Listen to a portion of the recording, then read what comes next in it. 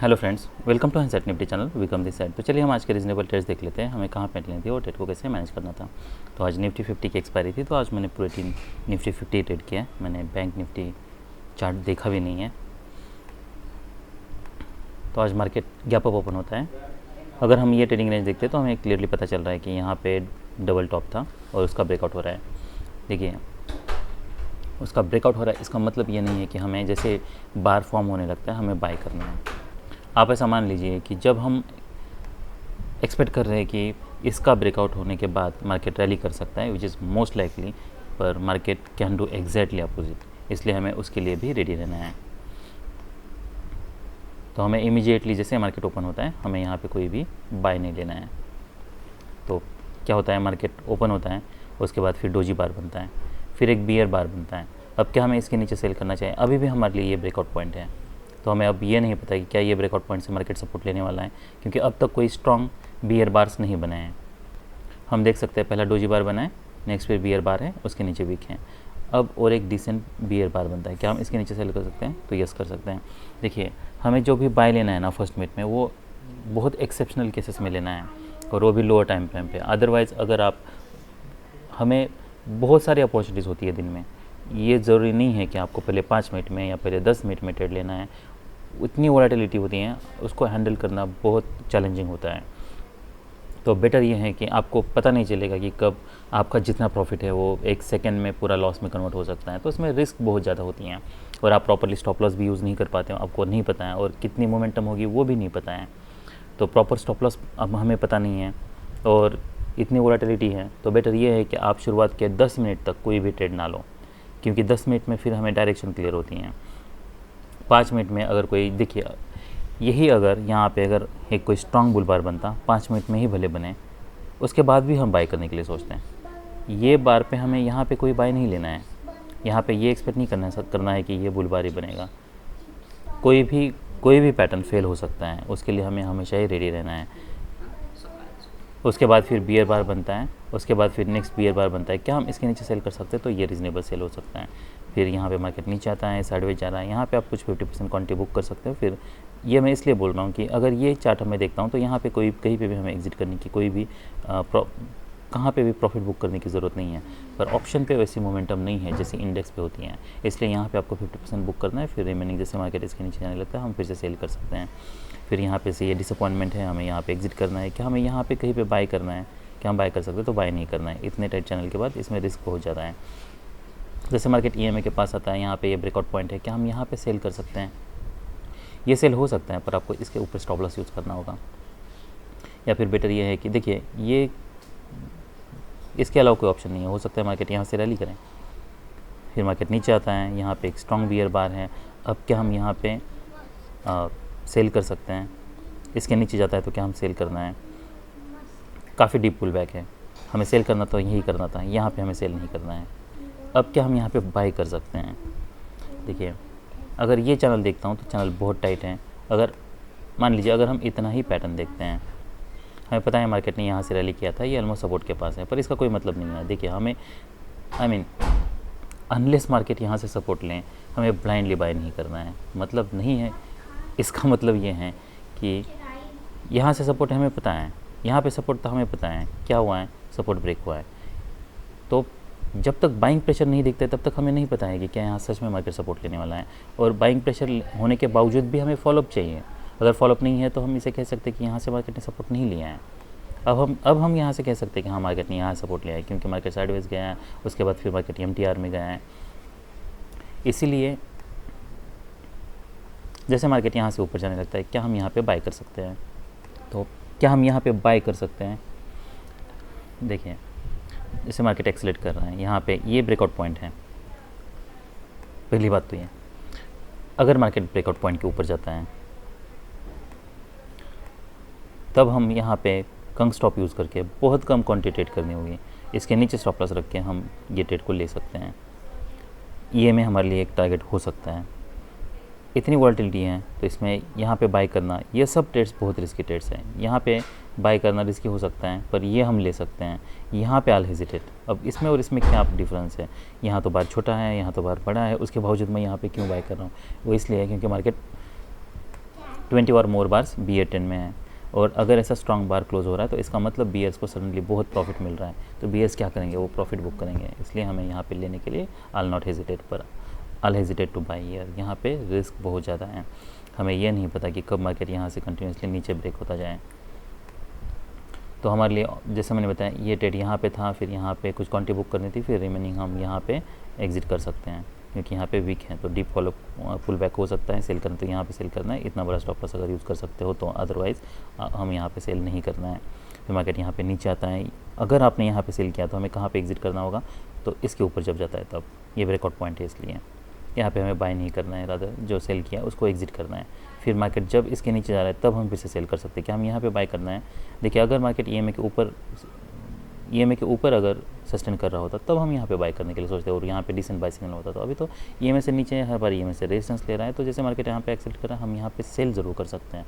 तो यहाँ पे मैंने पुट बाय किया था। फिर मार्केट यहाँ पे नीचे आता है, अब यहाँ पे भी हम लिमिट ऑर्डर ले सकते हैं, पर अगर हमें हायर प्रॉब्लम चाहिए तो हम एक स्टॉप ऑर्डर की एंट्री ले सकते हैं। तो मैंने यहाँ पे एंट्री ली थी। फिर मार्केट यहाँ पे रैली करता है, ये हमारे टारगेट होता है, तो ये टारगेट मीट होता है। फिर मार्केट नीचे आता है, यहाँ पे कोई हमारा बाय कोई सेल नहीं बन रहा। देखिए MTR के लिए इतना पैटर्न सफिशिएंट नहीं है, मार्केट भले साइडवेज है, पर at least there should be 10 bars up and down. तो 1 2 3 4 5 6 7 8 9, तो इतना पैटर्न सफिशिएंट नहीं है मेजर ट्रेंड रिवर्सल के लिए। फिर मार्केट यहाँ पे साइडवेज जा रहा है, यहाँ पे बाइंग प्रेशर बिल्ड हो रहा है, हमें पता चल रहा है कि हम अब बाय कर सकते हैं, क्यों, क्योंकि अब मार्केट काफ़ी समय पे साइडवेज है, तो इतना पैटर्न सफिशिएंट है MTR के लिए। तो ये बाय भी मैंने लिया था। फिर मार्केट रैली करता है, यहाँ पे कहीं पे हमें एग्जिट करना था। फिर नेक्स्ट बाय हमारे यहाँ पे था कि हम यहाँ पे सेल कर सकते हैं, तो यहाँ पे सेल करना अभी भी रिस्की है। मार्केट EMA के ऊपर बहुत ऊपर है, यहाँ पे मोमेंटम ब्रेक हो रहा है, तो हम स्कैल्प के लिए बाय कर सकते हैं। अदरवाइज़ अगर हमें हायर प्रॉफिट चाहिए तो फिर मार्केट यहाँ पे साइडवेज जा रहा है, यहाँ पे हमें पता है कोई कॉन्जिक्यूटिव बियर बार्स नहीं है। फिर यहाँ पे टाइट चैनल में था, मार्केट इसके नीचे ब्रेक करता है, फिर पुल बैक आता है, यहाँ पे एक डबल टॉप बनता है, और फिर अब हम इसके नीचे सेल कर सकते हैं, ये हमारे लिए टारगेट होता। तो ऐसे वीक बन रहे तो हम 50% क्वांटिटी बुक करने, फिर रिमेनिंग फॉलोअप देख के आपको मैनेज करना है। अगर ऐसे 2 बार बन रहे तो फिर मार्केट का फॉलोअप आने के चांसेस बहुत कम हो जाते हैं। रिजम्पशन कैसा है वो भी मैटर करता है। तो फिर हमारे लिए एक ट्रेड ये होता। तो हमारे लिए जो रीज़नेबल ट्रेड्स थे वो एक सेल था, उसके बाद फिर जैसे मैंने बताया यहाँ पे पूरा क्वांटिटी एग्जिट करनी थी, यहाँ पे एक सेल था, यहाँ पे एक बाय था, यहाँ पे एक बाय था, यहाँ पे एक सेल था। ये सब रीज़नेबल ट्रेड्स थे निफ्टी 50 में। अभी हम कुछ स्कैल्प ट्रेड्स देख लेते हैं कि हमें अगर वो लेने चाहिए तो क्यों लेने चाहिए थे, और अगर नहीं लेने चाहिए तो क्यों नहीं लेने चाहिए थे। तो हमें यहाँ पे कैंडल क्लोज होने तक वेट करना है। तो पहले मिनट में हमें यहाँ पे बिल्कुल कोई भी बाय नहीं लेना है। अगर हम ये बार देखते हैं तो इस बार के नीचे वीक हैं, अगर इसके नीचे वीक हैं तो क्या हम अभी यहाँ पे बाय करने के लिए सोच सकते हैं? नहीं सोचना है हमें। यहाँ पे अगर हम ऑप्शन का चार्ट देखते हैं तो यहाँ पे देखिए, यहाँ पे कोई वीक नहीं है। भले यहाँ पे हमें मोमेंटम दिख रही है या मार्केट यहाँ से ऊपर जा रहा है, ये हो सकता है ये ट्रेडिंग रेंज है, ट्रेडिंग रेंज का ये हाई है, ये लो है, हो सकता है यहाँ पे बायर्स हो सकता है यहाँ पे सेलर्स हो, तो ये भी हो सकता है कि मार्केट यहाँ से रैली करें। पर हम एंट्री कब ले रहे हैं? एक तो लिमिट ऑर्डर ले रहे हैं, उसकी लो प्रोबेबिलिटी है। बाय सिग्नल बार क्या है हमारे लिए? स्ट्रॉन्ग बियर बार है। तो यहाँ पे रिस्क बहुत ज़्यादा है। यहाँ पे एक्सपेक्ट करना कि यहाँ सडनली बुलबारी बनेगा, वो लो प्रोबेबिलिटी बेट है, इसलिए हमें यहाँ पे कोई भी बाय नहीं लेना है। क्या हम यहाँ पे कहीं पे पुट बाय कर सकते हैं जब मार्केट इसके नीचे जाने लगता है? तब यहाँ पे रिस्क बहुत हो सकती हैं, तो हमें पुट बाय करना तो यही करना था। हम यहाँ पे देख सकते हैं कि मार्केट यहाँ पे ऑलमोस्ट साइडवेज जा रहा है, तो यहाँ पे बाय करते हैं हम। उसके बाद फिर यहाँ पे फॉलोअप कैंडल्स देखना है। ऐसे अगर बार्स बन रहे हैं, हमें अभी यहाँ पे कहीं पे एग्जिट करने की ज़रूरत नहीं है, फिर हम यहाँ पे एग्जिट कर सकते हैं।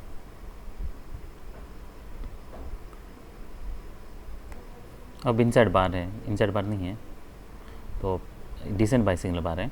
अब क्या हम यहाँ पे बाय कर सकते हैं? तो हमें यहाँ पे कॉल बाय नहीं करना है, वो रिस्की हो सकता है। इतने स्ट्रॉन्ग मोमेंटम में नहीं हमें बाय करना है। यहाँ पे कभी भी रिवर्सल आ सकता है। ये सब टारगेट्स हैं हमारे लिए भले ही, पर इसका मतलब ये नहीं कि मार्केट यहाँ तक जाएगा। इतने टाइट चैनल में रिस्क बहुत ज़्यादा है, तो हमें यहाँ पे बाय नहीं लेना है। अब क्या हम स्कैल्प के लिए यहाँ पे बाय कर सकते हैं? तो यहाँ पे स्कैल्प करना बहुत रिस्की हो सकता है। ये एक्सपेक्ट करना कि ये हाई टेस्ट होगा, वो लो प्रोबेबिलिटी बेट है अभी भी, क्योंकि इतने सेल ऑफ में हमें बाइंग प्रेशर दिखा नहीं है, इसलिए हमें यहाँ पे बाय नहीं करना है। ये नहीं एक्सपेक्ट करना कि मार्केट यहाँ से रैली करेगा, ये हाई टेस्ट करेगा। इसलिए हमें यहाँ पे कहीं पे बाई करना या स्कैल्प के लिए बाई करना, ये सब रिस्की ट्रेड्स हैं। क्या हम ये सोच सकते हैं कि मार्केट जब यहाँ पे आए, यहाँ से बाइंग आए तो यहाँ से बाइंग आ सकती हैं? ये भी हो सकता है, ये चैनल है। तो यहाँ पे ब्लाइंडली हमें कोई बाई सेल नहीं लेना है। अगर बाई लेना भी है तब भी यहाँ पे क्लोज होने दीजिए, यहाँ से मार्केट थोड़ा ऊपर जाने लीजिए, तब हम बाई करने के लिए सोच सकते हैं। तब हमें पता है कि यहाँ से ब्रेकआउट फेल हो रहा है, मार्केट रिवर्स कर रहा है, यहाँ पे हमें ब्लाइंडली बाई नहीं करना है। यहाँ से रैली आई थी, इसका मतलब ये नहीं है कि यहाँ से रैली आ सकती है। रैली मतलब ये भी कोई स्ट्रॉन्ग बाइंग प्रेशर नहीं है, इसलिए यहाँ पे बाई करना ब्लाइंडली वो रिस्की है। ऐसे ट्रेड्स हमें स्कैल्प के लिए भी नहीं लेने हैं, रिस्क बहुत ज़्यादा है। अब जब मार्केट इसके ऊपर जा रहा है तो क्या हम अब यहाँ पे कहीं पे पुट बाय कर सकते हैं?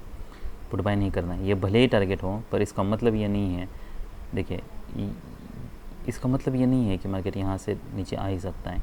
ये सब हमारे टारगेट्स है। तो हमारे लिए बेस्ट बेट क्या है? हमारे लिए ईएमए है। ईएमए के पास मार्केट जाता है, डिसअपॉइंटमेंट है, तब हम सेल करने के लिए सोच सकते हैं।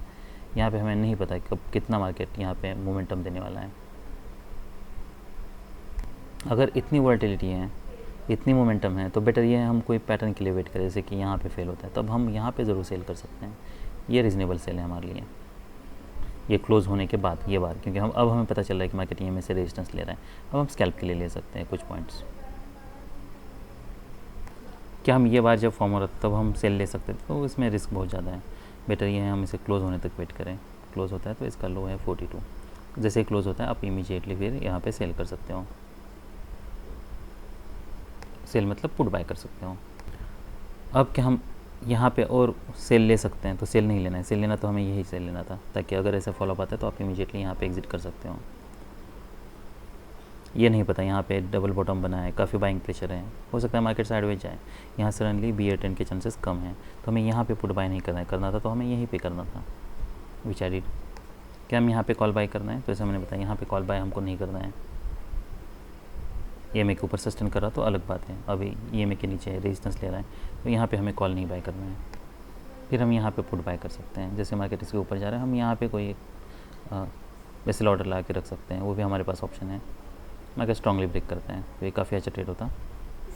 मेरी एंट्री थोड़ी लेट हो गई, जो ब्रेकआउट होने के बाद ऑलमोस्ट 80 पे मेरी एंट्री हुई थी, तो still there was good momentum. अब क्या हम यहाँ पे कहीं पे पुट बाय कर सकते हैं? तो समय मैंने बताया बहुत स्ट्रॉन्ग बार है, तो हमें पुट नहीं बाय करना है, रादर हम कॉल बाय करने के लिए सोच सकते हैं। यहाँ पे से मार्केट ऊपर जाने लगता है, नीचे आने लगता है, यहाँ पे क्या हम एक्सपेक्ट कर सकते हैं? तो वो भी एक्सपेक्ट नहीं करना है। ये सब लो प्रोबेबिलिटी बेट्स हैं। अब क्या हम कॉल बाय कर सकते हैं? तो अब हम ज़रूर कॉल बाय कर सकते हैं, यहाँ पे बाय कर सकते हैं। या फिर हमारे पास ये एक ऑप्शन होता है कि ये जब मार्केट यहाँ पे नीचे आ रहा था तब भी हम बाय करने के लिए सोच सकते हैं। तो ये ऑप्शन था हमारे पास कि हम यहाँ पे बाय करते हैं। ये बाय करने के बाद पर आपको ये मेक श्योर करना है कि आप इतना बड़ा स्टॉप लॉस यूज़ कर रहे हो, तभी आप ये बाय ले सकते हो और एक लेक आ सकते हैं। मार्केट नीचे आता है, फिर मार्केट स्ट्रांगली ब्रेक करता है। ये सब हमारे लिए टारगेट्स हैं, तो आपको फिर बीच में यहाँ पे कहीं पे एग्जिट करने की ज़रूरत नहीं है, आप आराम से वेट कर सकते हो ये टारगेट तक एटलीस्ट। क्या हम यहाँ पे बाय कर सकते हैं? अब हमें यहाँ पे बाय नहीं करना, क्योंकि हम टारगेट के पास हैं। यहाँ पे मार्केट साइडवेज जाने के ज़्यादा चांसेस, इसलिए हम ये बाय लो प्रोबेबिलिटी बेट हो सकता है, यहाँ पे हमें बाय नहीं लेना है। क्या हम ये बाय ले सकते हैं? तो ये बाय अभी भी लेना रिस्की है। यहाँ से एक्सपेक्ट करना कि मार्केट MTR में जाएगा, वो चांसेस इसके कम हैं। अगर बाय लेना है तो मार्केट जब यहाँ पे नीचे आ रहा है तब ये बाय हम लेने के लिए सोच सकते हैं। इसके नीचे वीक हैं, मार्केट मोमेंटम काफ़ी अच्छा मोमेंटम दे चुका है, तो यहाँ पे हम रादर बाय करने के लिए सोच सकते हैं। तो यहाँ पे जैसे मार्केट नीचे आने लगता है, यहाँ पे कहीं पे हमारी एंट्री होती है और फिर एटलीस्ट ईएमए तक हम टारगेट रख सकते, तो ये काफ़ी अच्छा ट्रेड होता। अब जब मार्केट इसके ऊपर ब्रेक कर रहे हैं तब ये हमारे लिए बाय हो सकता है रीज़नेबल, तो ये बाय मैंने लिया था। मेरी एंट्री ऑलमोस्ट 58 को हुई है, तो मैंने कहाँ पे एंट्री लगाई थी? यहाँ इसका है क्या 54। ऑलराइट, मैंने यहाँ पे एंट्री ऑलमोस्ट लगाई थी, मेरी सेल ऑर्डर यहाँ पे था, तो एग्जीक्यूट हुआ और सडनली मार्केट ने रैली किया, तो ये काफ़ी अच्छा ट्रेड रहा। नेक्स्ट एंट्री मैंने जैसे मार्केट यहाँ इसके ऊपर ब्रेक करा था तब यहाँ पे हुई थी, मेरी एंट्री 104 को हुई थी। इसका है क्या है? ऑलराइट 106 है, 103 है। ऑलराइट, तो मैंने यहाँ पे कहीं पे सेल ऑर्डर लगाया था जो कि एग्जीक्यूट हुआ था। ये भी काफ़ी अच्छा ट्रेड था। नेक्स्ट फिर आप पुट बाय यहाँ पे कर सकते हो, जैसे ये बार क्लोज होता है उसके बाद, तो ये रिजनेबल ट्रेड होता। ये मैंने लिया था,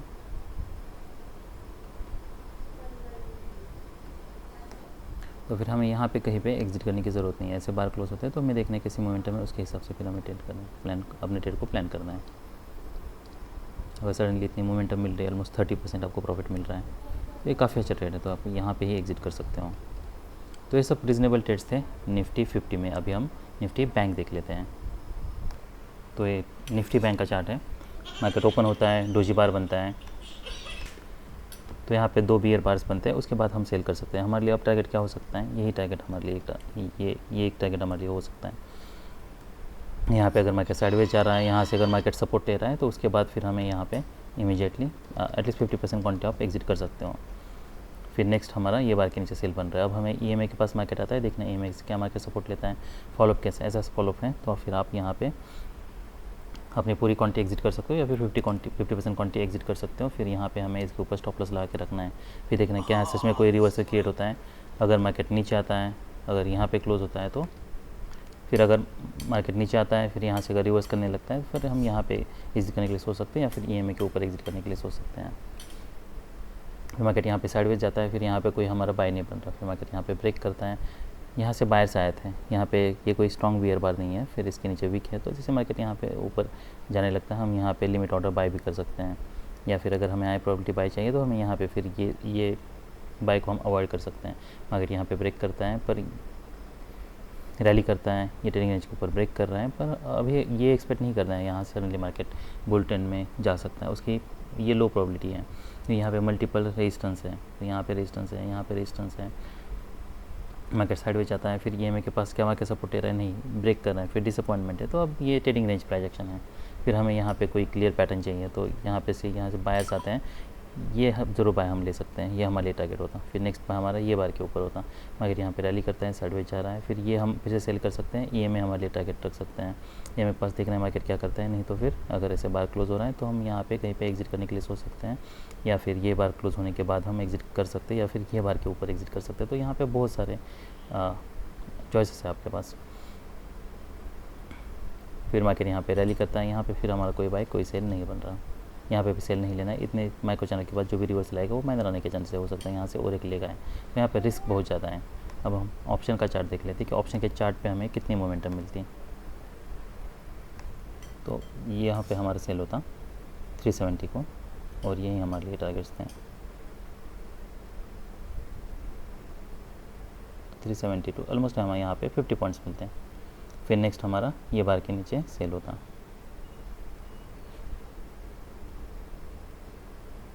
तो यहाँ पे 458, 461 टू यहाँ पे, तो यहाँ पे ऑलमोस्ट 30 पॉइंट्स से मिलते हैं आपको, या फिर यहाँ पे हमें एग्जिट करना पड़ता, तो 30 या 25 पॉइंट्स ही हमें मिलते हैं।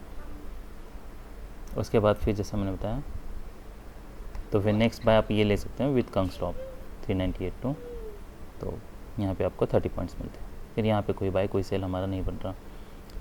फिर और जो मैंने बाय बताया था आपको वो देखिए, इसीलिए ऑप्शन के चार्ट पे ध्यान रखना बहुत ज़रूरी है।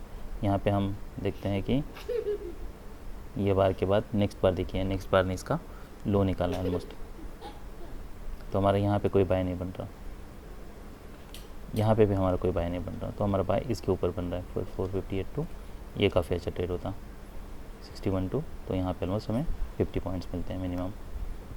और फिर जो नेक्स्ट सेल था हमारा वो ये बार पे था, फिर इतना स्ट्रॉन्ग मोमेंटम है तो 50% क्वांटिटी EMA के पास हम बुक कर सकते हैं, और रिमेनिंग हम होल्ड कर सकते हैं। तो 58 टू 40 पॉइंट्स मिलते हैं, और उसके बाद फिर मार्केट एक्सीलेट कर रहा है, तो यहाँ पे और 40 पॉइंट्स मिलते हैं। तो एक रीज़नेबल ट्रेड था, फिर नेक्स्ट ट्रेड ये था, उसके बाद फिर ये बाय था, इसको हम अवॉइड भी कर सकते हैं अगर हमें हाई प्रोबेबिलिटी बेट चाहिए, तो यहाँ पे ये सब हाई प्रोबेबिलिटी बेट्स है। फिर नेक्स्ट ये बाय होता, और फिर नेक्स्ट ये सेल होता, जो 50% हमें यहाँ पे एग्जिट करना था, और 50% पे रिमेनिंग यहाँ पे हम एग्जिट करते हैं आई के मोमेंटम देख के। तो ये सब रीज़नेबल ट्रेड्स थे निफ्टी बैंक में। That's all we have for today, bye.